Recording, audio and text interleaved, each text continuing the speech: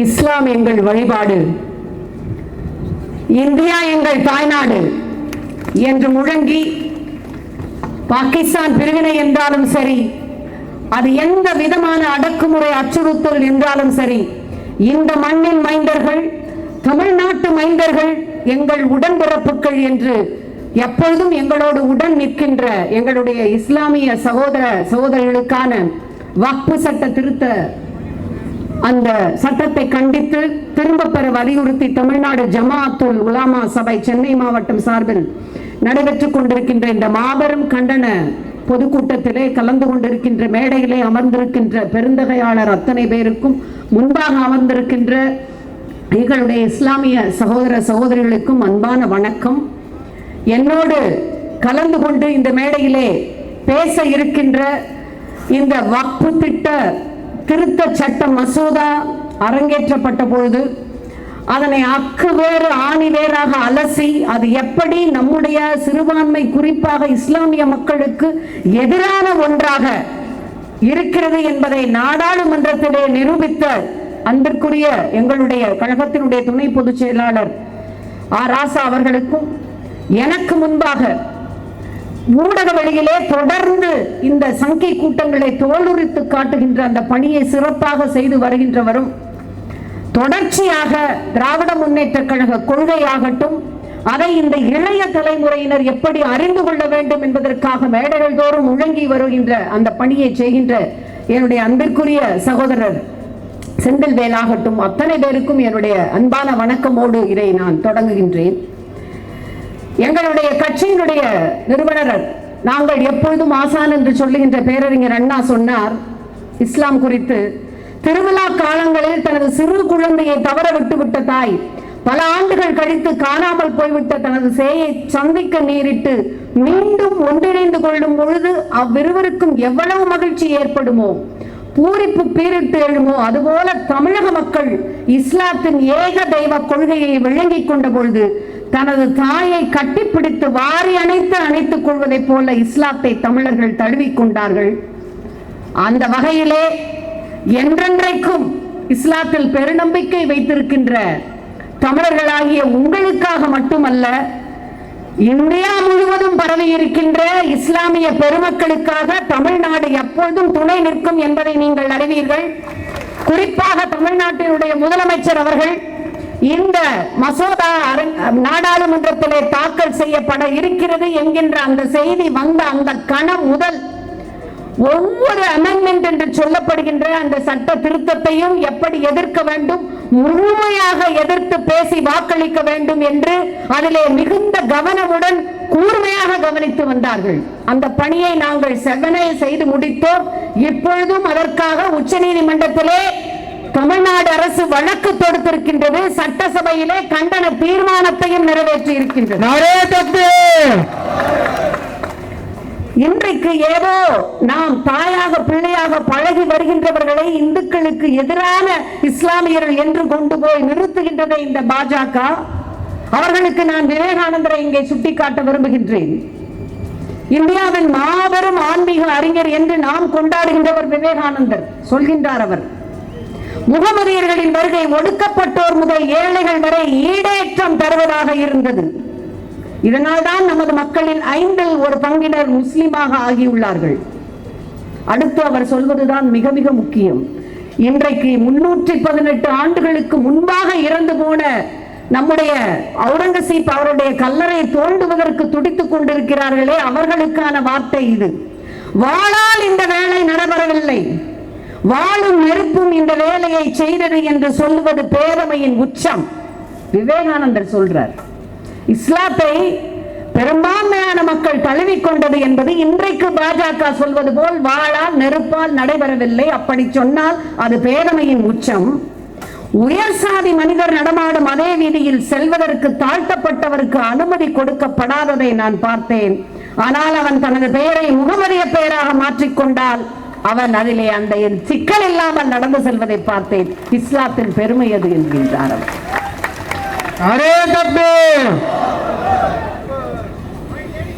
எத்தனை எத்தனை பங்களிப்புகளை இந்திய சுதந்திர போராட்ட வரலாற்றில் இந்திய இலக்கியத்திற்கு, இந்திய கலைக்கு, இந்திய பண்பாட்டுக்கு பங்களித்திருக்கின்ற எங்கள் சகோதர சகோதரிகளை வரைப்பதற்கு என்றே சட்டங்களை போடுகின்றீர்கள். CAA என்று கொண்டு வருகிறீர்கள், முத்தலாக் என்று கொண்டு வருகிறீர்கள், இன்றைக்கு இடியன வக்பு திருத்த சட்டத்தை கொண்டு வந்திருக்கிறீர்கள். ஒவ்வொரு முறையும் நீங்கள் இஸ்லாத்திற்கு எதிராக, முகமதியருக்கு எதிராக உங்களுடைய பேனாவை தலைகுனிய வைத்து கையெழுத்திடும் பொழுது தமிழ்நாடு அதற்கு எதிராக அனைத்து வாள்களையும் உயர்த்தி போராடும். தொடர்ச்சியாக பேரறிஞர் அண்ணா, முத்தமிழறிஞர் தலைவர் கலைஞர், எங்களுடைய மாண்புமிகு முதலமைச்சர் உள்ளிட்ட அத்தனை பேரும், எங்களுடைய அன்பு நண்பர் செந்தில்வேல் சொன்னதை போல, ஒரு இஸ்லாமிய சகோதரனை நீங்கள் தொட வேண்டும் என்றாலும் லட்சக்கணக்கான தமிழர்களை தாண்டித்தான் நீங்கள் என்கின்ற நிலை தமிழ்நாட்டில் இருப்பதால் தான் தமிழ்நாட்டின் மீது அவர்களுக்கு கண். நான் சொன்னேன் அல்லவா, எத்தனை போராட்டத்தில் அவர்கள் விடுதலை போராட்டத்தில் பங்கு பெற்றிருக்கிறார்கள். ஒரு சோறு பதம்.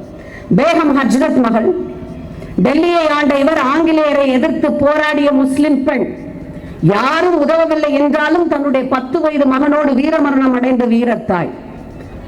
சுதந்திர போர வீர வரலாறு என்பது சங்கிகளுக்கு தெரியாது, பாஜகவிற்கு தெரியாது. ஏனென்றால் அவர்கள் அதிலே பங்கு வகிக்கவில்லை.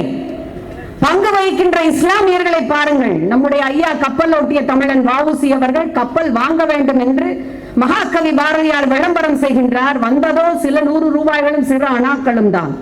ஆனால் கப்பலை வாங்குவதற்கு ஒரு இஸ்லாமிய சகோதரர் ஹாஜி பக்கீர் முகமது 10 லட்சம் ரூபாய் வழங்குகின்றார். இவரை விட சிறந்த சுதந்திர போராட்ட வீரரை யார் நீங்கள் பார்த்தீர்கள்?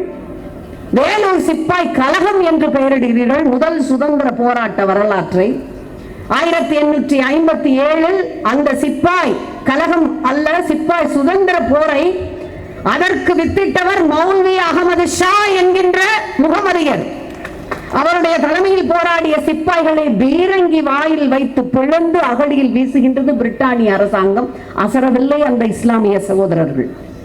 நாங்கள் எப்பொழுதும் எங்களுடைய நெஞ்சிலே வைத்து கொண்டாடுகின்ற கண்ணியத்துக்குரிய ஐயா காயிதே மில்லத் அவர்கள்,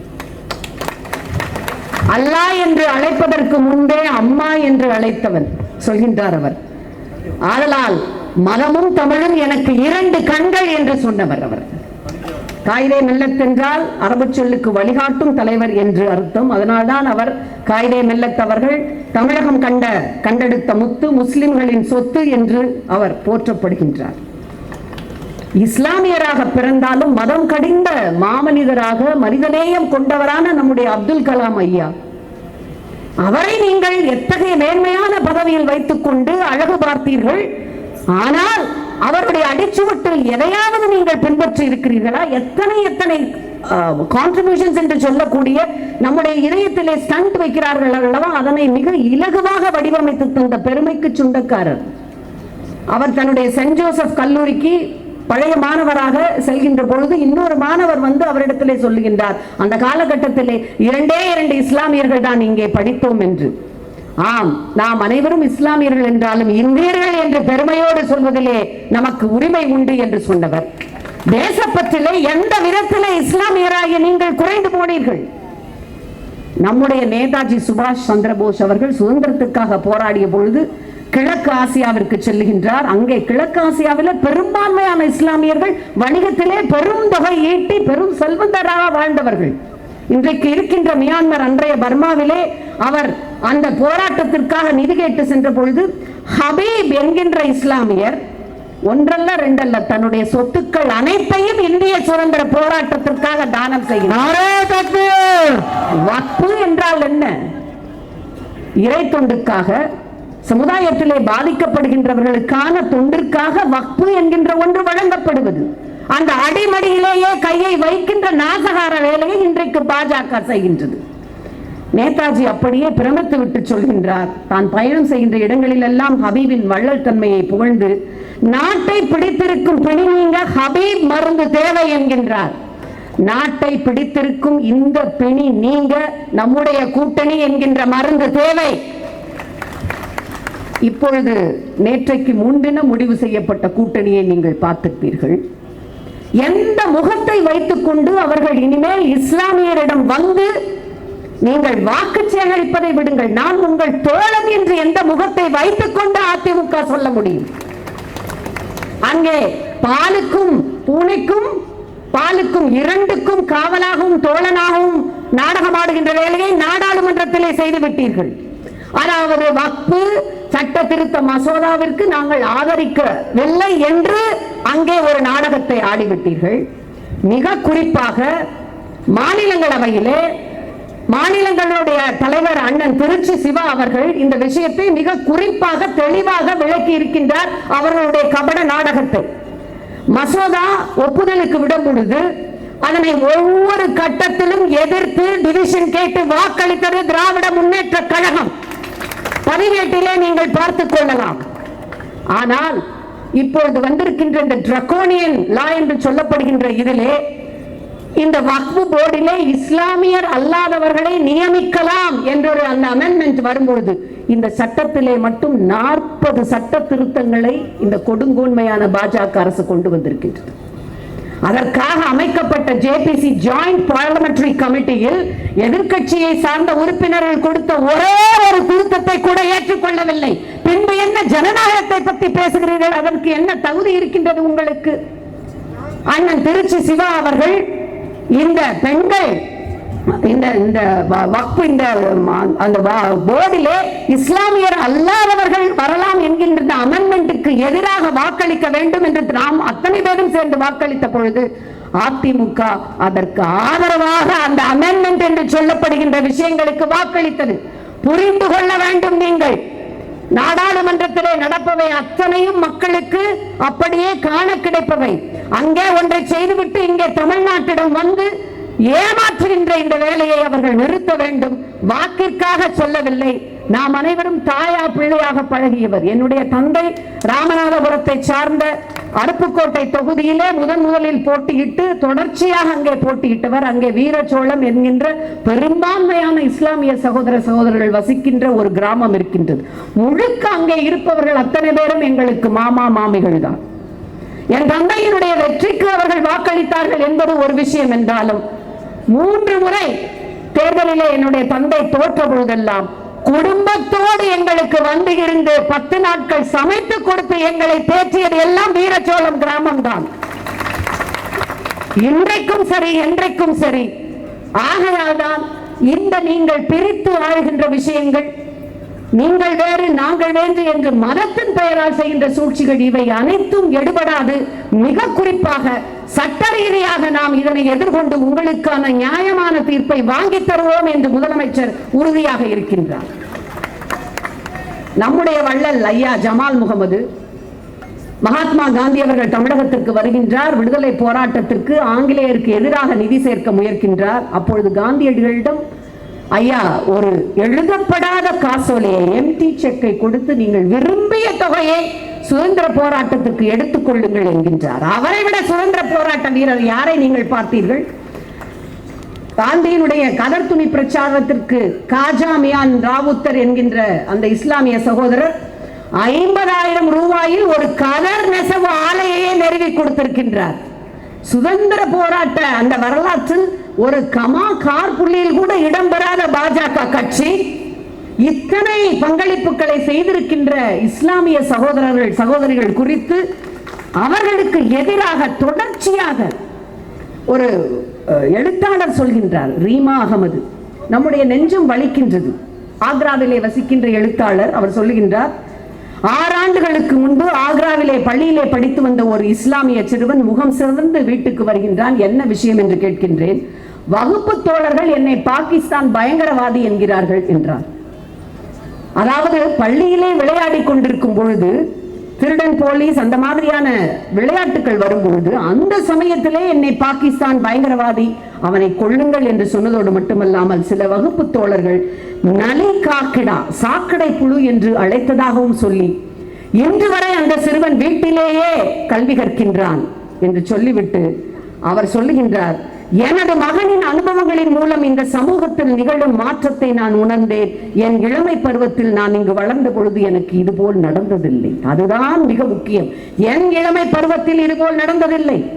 இங்கே அமர்ந்திருக்கின்ற அத்தனை பேரும் நம்முடைய ஐயா அவர்களிடம் நான் சொல்லிக் கொண்டிருந்தேன். நான் மதுரையிலே இருக்கின்ற தியாகராசர் கல்லூரியிலே தான் பயின்றேன். எத்தனை முறை திருப்பரங்குன்றம் சென்றிருப்போம். முருகனையும் தரிசித்து விட்டு தர்காவிற்கும் சென்று 2 இடங்களுக்கும் வந்து அங்கே தருகின்ற உணவை சாப்பிட்டு வருவதுதான் என் போன்ற மதுரை வாழ் மக்களுடைய தொடர்ச்சியான வழிபாட்டு முறை.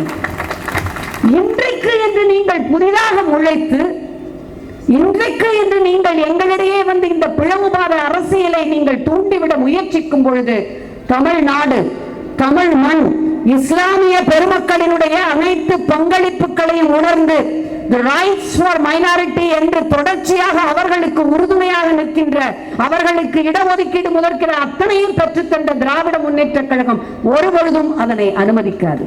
இன்னும் ஒரு கதையை பாருங்கள். இவையெல்லாம் மிக சமீபத்திலே நடந்த விஷயங்கள். ராமநவமி கொண்டாடப்பட்டது. தாராளமாக அனைவரும் கொண்டாடினோம், நாங்கள் அத்தனை பேருமே. ஆனால் யார் அந்த தைரியத்தை கொடுத்தது? மசூதியின் மேலே நின்று கொண்டு ராமநவமியை கொண்டாடுகின்ற அந்த புகைப்படம் என்பது நமக்கெல்லாம் எத்தகைய பதட்டத்தை உண்டாக்குகின்றது. ஏன் ஒரு அரசு இதனை திட்டமிட்டு செய்ய வேண்டும்? ஏன் அவர்களுக்கு தண்டனை கொடுக்கப்படாமல் அவர்கள் அப்படியே விடப்பட வேண்டும்? இதுதான் இன்றைய இஸ்லாமிய சகோதர சகோதரிகள் மட்டுமல்ல, இந்துக்களும் கேட்டுக்கொள்ள வேண்டிய கேள்வி. அவர்கள் முதலில் உங்கள் வரவேற்பறைக்கு வந்தார்கள். எப்படி அமர்வது, எதை பேசுவது என்றார்கள். அடுத்தது உங்களுடைய உடை மாற்றுகின்ற அறைக்கு வந்தார்கள். என்ன உடை அணிய வேண்டும், எப்படி அணிய வேண்டும் என்கிறார்கள். உங்களுடைய சமையலறைக்கு சென்றார்கள். இதை சாப்பிடுங்கள், இதை சாப்பிடக்கூடாது, இதை வைத்தால் நீங்கள் தோல் உரிக்கப்படுவீர்கள் என்றார்கள். இத்தனைக்கும் மேல் அடுத்ததாக மிக மிக முக்கியமாக, India is a sovereign, democratic, secular, socialist republic. நம்முடைய அரசியலமைப்பு சட்டத்தில் செக்யூலர் என்கின்ற அந்த மிக மிக முக்கியமான அடிநாதத்தில் இன்றைக்கு சம்மட்டி அடியாக சட்டங்களை இறக்கி கொண்டே வருகிறார்கள். செக்யூலர் என்றால் என்ன அர்த்தம்? அனைத்து மதத்தை சார்ந்தவர்களும் மத நல்லிணக்கத்தோடு இந்த மண்ணில் வாழலாம். ஏன் திராவிட முன்னேற்ற கழகம் என்று இரு போட்டு பெயர் வைக்காமல் பேரறிஞர் அண்ணாவிடம் ஏன் திராவிட முன்னேற்ற கழகம் என்று வைத்தீர்கள், திராவிடர் முன்னேற்ற கழகம் என்று வைக்காமல் என்ற கேள்வி கேட்கப்பட்ட பொழுது அவர் சொன்னார், திராவிடர் முன்னேற்ற கழகம் என்று வைத்தால் ஏதோ திராவிடர்கள் மட்டும்தான் இந்த மண்ணிலே நலமாக இருக்க வேண்டும் என்கின்ற ஒரு தோற்றம் வந்துவிடும். அது அப்படியல்ல. இந்த மண்ணின் மீது நம்பிக்கையும் மகிழ்ச்சியும் வைத்து இந்த மண்ணிலே இருக்கின்ற, தமிழ்நாட்டில் இந்தியாவில் இறையாண்மையில் நம்பிக்கை வைத்திருக்கின்ற அத்தனை பேரும் இந்த மண்ணில் மகிழ்ச்சியாக வாழலாம்.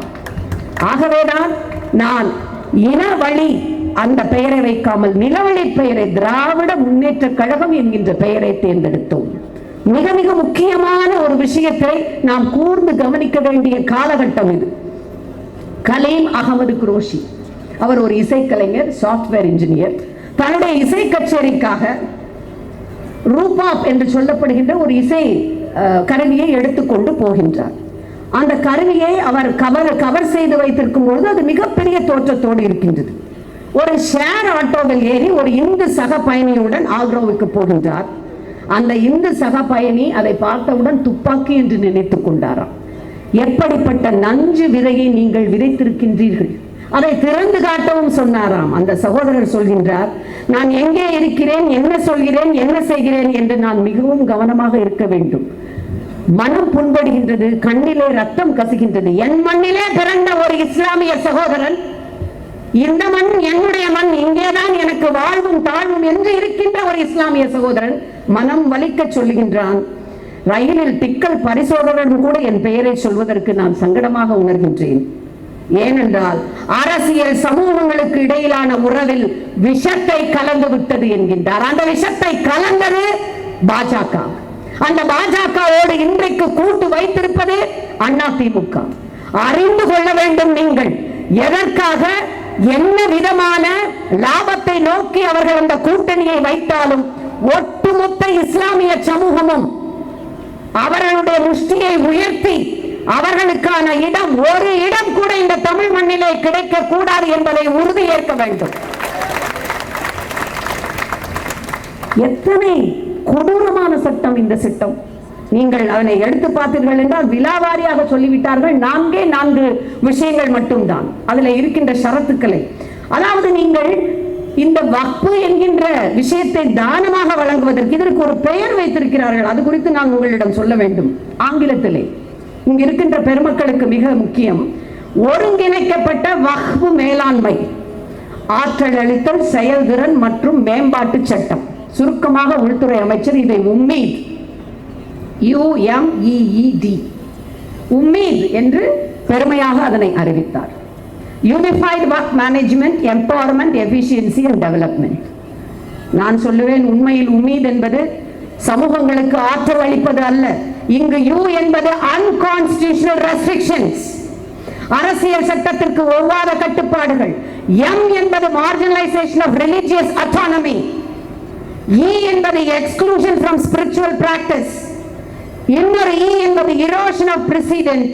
டி என்பது discriminatory governance.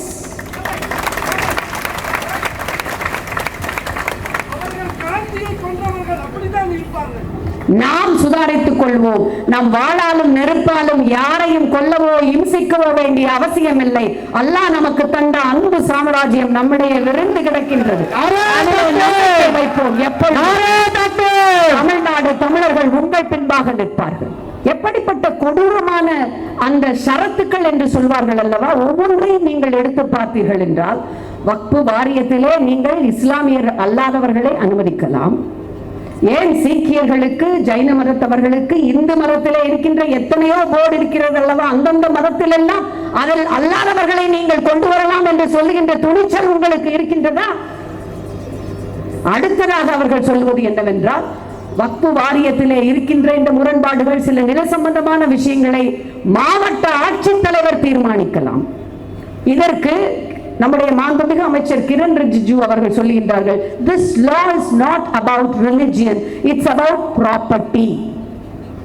இது மத சம்பந்தமான சட்டம் அல்ல, இது சொத்துடைமை சம்பந்தமான சட்டம். என்ன அழகாக பூசி மெழுகிறார். அவர்களுக்கு வேண்டுமென்றால் இப்படி, இல்லை என்றால் அப்படி. அதுதான் அவர்களுடைய திட்டமும் சட்டமும். ஒரு பிரச்சனை வருகிறது என்றால் நமக்குள்ளே நாம் பேசி தீர்மானித்துக் கொள்வது என்பது எப்படி? அந்த மாவட்ட ஆட்சித்தலைவர், இது வக்ஃபு சொத்துக்கள் என்பது பாரம்பரியமான இஸ்லாமிய கொள்கையின்படி, அதற்கான வரலாற்று மதிப்பின்படி கட்டுப்பட்டு நடப்பவை. அந்த புரிதல் அவருக்கு இருக்கின்றதா என்று உங்களுக்கு தெரியாது. இது அரசு அதிகாரிகளிடம் வக்ஃபு சொத்தை கொடுத்து பின்பாக அழகாக அகிலேஷ் யாதவ் சொன்னார், பிஜேபி என்பது இன்றைக்கு ஒரு ரியல் எஸ்டேட் ஏஜென்டாக மாறிவிட்டது என்று சொன்னார். இஸ்லாமியருடைய நிலங்களை கைப்பற்றுவதற்காக அவர்கள் முதலில் எடுத்திருக்கின்ற ஆயுதம் இந்த ஆயுதம் என்று சொன்னார். அதுபோல ட்ரிபியூனல் என்பதை விடுத்து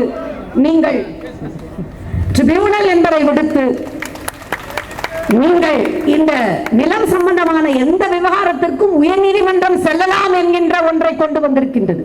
எத்தனை வழக்குகள் நிலுவையிலே அங்கே இருக்கின்றன. ஏற்கனவே pendency of so many laws இருக்கும் பொழுது இந்த தீர்ப்பாயத்தை தவிர்த்து அங்கே செல்லலாம் என்பது மிகுந்த தாமதத்திற்கு மட்டுமல்ல, அந்த சொத்துக்களை கையகப்படுத்துவதற்கான மிக ஒரு தந்திரோபமான உத்தியாகும். அந்த மூல மசோதாவிலே வக்ஃபு வாரியத்திற்கான சிஇஓ என்று சொல்லப்படுபவர் நிச்சயமாக இஸ்லாமியராக இருக்க வேண்டும் என்ற ஒரு ஷரத்து இருந்தது. அதையும் அடியோடு நீக்கம் செய்திருக்கின்றார்கள்.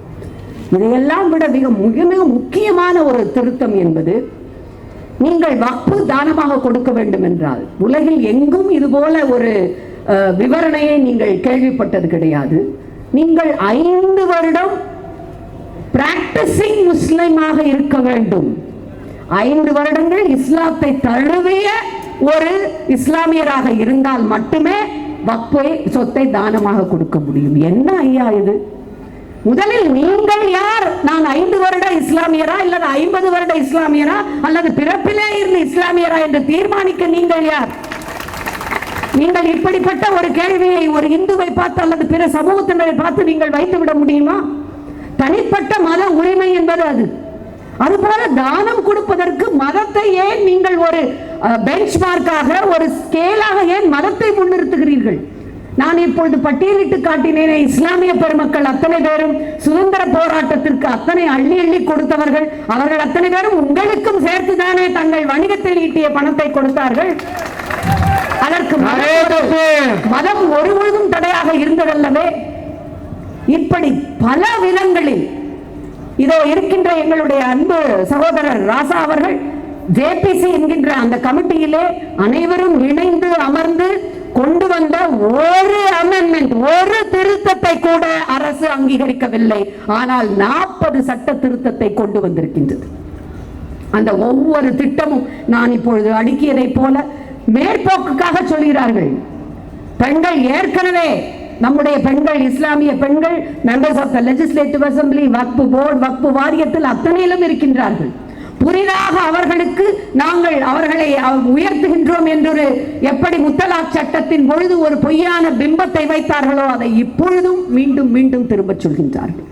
அவர்களுடைய ஒரே ஒரு இலக்கு என்பது முதலில் நம்முடைய மதம், முதலில் உணவு, உடை, மதம், பிற்பாடு மசூதிகள் அத்தனையையும் குறிவைத்து, மசூதிகள் என்கின்ற வழிபாட்டு தலங்களே இல்லாமல், மதமே இல்லாமல், சொத்துக்கள் இருப்பதால் தானே நாம் இதில் வேறொன்று நிற்கிறோம் என்று சொத்துக்களை அளிப்பது. இது இன்றைக்கு இஸ்லாமிய சகோதர சகோதரர்களுக்கு மட்டுமே வைக்கப்பட்ட, தலைக்கு நேராக தொங்குகின்ற டெமோக்ரசி ஸ்வார்ட் அல்ல. இது கிறிஸ்தவர்களுக்கும் வைக்கப்பட்டு விட்டது என்பது ஏற்கனவே சொல்லியாகிவிட்டது. கிறிஸ்தவர்களுக்கு சொந்தமான நிலங்களை எடுங்கள், இத்தனை நிலங்கள், இத்தனை சொத்துக்கள் இருக்கின்றன என்று பட்டியலிடுகின்றன. அதுபோல ஒரு மிகப்பெரிய லட்சக்கணக்கான கோடிக்கணக்கான சொத்துக்கள் இந்த வக்ஃபு வாரியத்தில் இருப்பதாக மாண்புமிகு அமைச்சர்கள் சொல்கின்றார்கள். அதிலே எத்தனை கபர்சலாக்கள் அடக்கம், எத்தனை மதரசாக்கள் அடக்கம், எத்தனை பேர், அத்தனையும் நீங்கள் வெறும் பணத்தின் தன்மையை மட்டுமே கொண்டு நீங்கள் அளவிட முடியுமா? ஒரு புத்தகத்தை நீங்கள் அளவிட வேண்டும் என்றால், மதிப்பிட வேண்டும் என்றால் அதற்குரிய அச்சுக்கூலியையும் காகிதத்தின் விலையை மட்டும்தான் சொல்ல முடியும். புத்தகம் தருகின்ற மேன்மையை நீங்கள் அளவிட்டு விட முடியுமா? இஸ்லாம் தருகின்ற மேன்மையை நீங்கள் அப்படி அளவிட்டு விட முடியுமா? அந்த புரிதல் இல்லாத ஒன்றிய பாஜக அரசினுடைய சதி திட்டத்தை நாம் தெளிவாக புரிந்து வைத்திருக்கின்றோம்.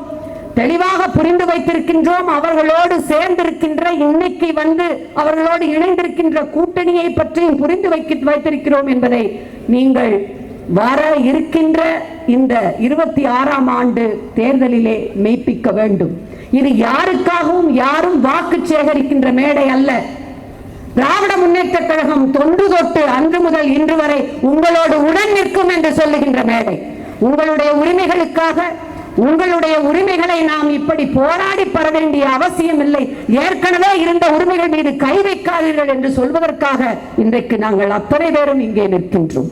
இதில் எந்த விதமான மத பாகுபாடு, சாதி பாகுபாடு, அரசியல் பாகுபாடு இன்றி உங்களோடு இணைந்து நிற்கின்றோம்.